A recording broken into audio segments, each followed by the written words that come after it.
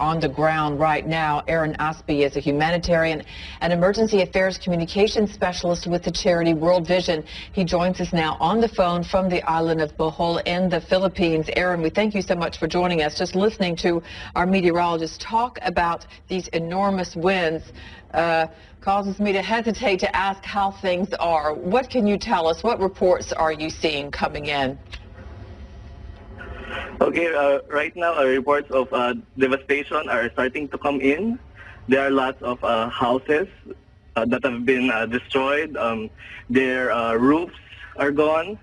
And here in Bohol, this has been a quake hit area.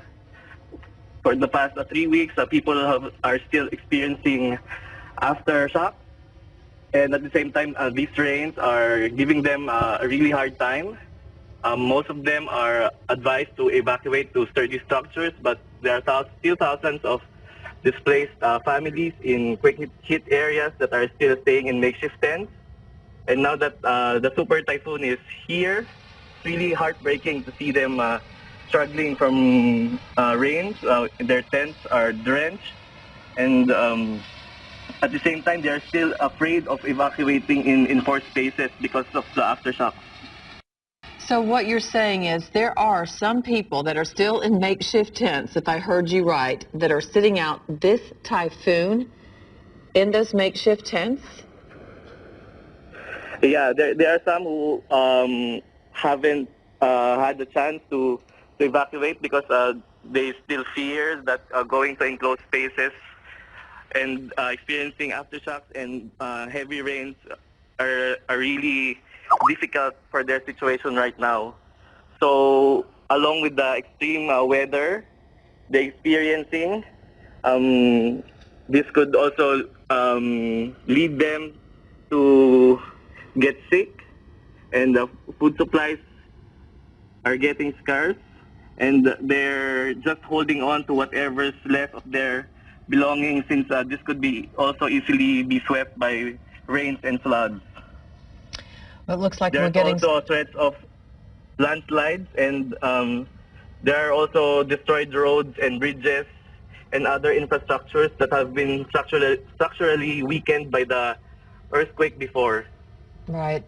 And we know they've been seeing so many storms this year, and people have understood, right, the power of this storm. I know they are storm weary and they are hit so many times, but did most people take this seriously? And how many, when we talk about thousands of islands that make up the Philippines, how many people are we talking about, Aaron, being affected by this storm potentially? This storm is really affecting a huge number of population here in the Philippines, especially in the Visayas region. All in all, there are more than 15 people who are experiencing these fierce winds and harsh rains brought by Haiyan, and there are also possible storm surges with giant waves up to 7 meters high, crashing in shores and coastal communities. And this can bring a massive devastation to fishing communities and as well as agricultural lands. And these could potentially affect the livelihood of the people in the next coming weeks. And as far as where your location is right now in Bohol, how far are you from Tacloban, which we've been seeing pictures from this city that should be getting the impact next?